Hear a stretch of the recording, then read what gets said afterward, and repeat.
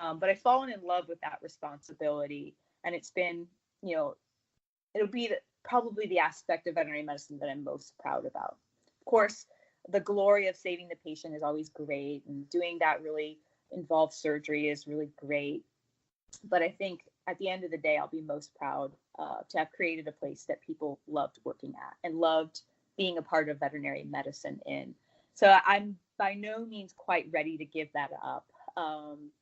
Right now, though, I mean, practices are valued higher than they have ever been before. And we're not sure if that is a bubble that's going to burst, kind of like the housing market did 15 years ago, or if anything will change with that.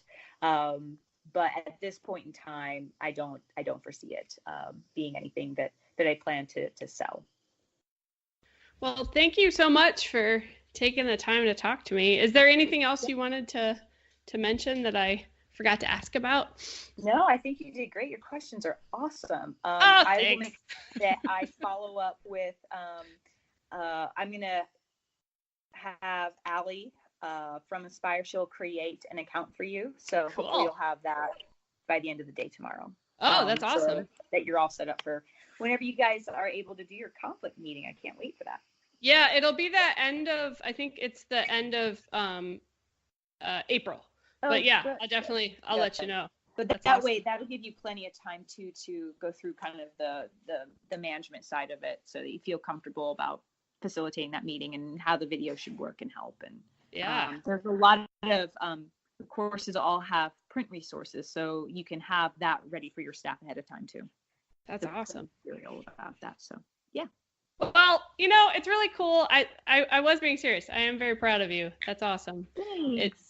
It's neat, knowing somebody getting through the challenges of vet school together. Right. And then, because I hadn't seen you in, I don't know, 10 years or 11 years before I saw you in Denver. I scared you at Connexity. I was like, Lisa! You're like, oh my God, who's this crazy person? Oh, you look vaguely familiar. This is from a long, different chapter of life, but yeah. Yeah, no, but it's neat. It's been great to connect again. And actually, so Angela Gamboni she's my doctor team leader. Oh, really? Yes. Wow. In my practice. So she was my first associate. She came on after I had been open about 10 months, and I told you it grew fast. So I was like drowning. I was like, oh my God. And she had a couple different jobs and was looking for something that would be a really long-term thing for her. And I said, well, if you want to try this out. We were both really scared because we didn't want it to ruin a friendship, like entering employment together.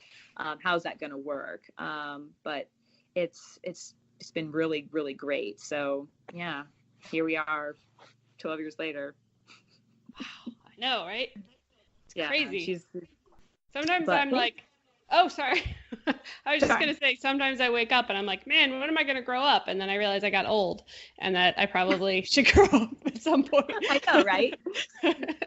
It's funny how that feeling never goes away, where you're like, well, when I'm a big girl, I'll do this. Right. Well, but thank you again for taking the time to talk to me. All right. Well, have a great rest of your day. You too. Bye, Lisa. Bye.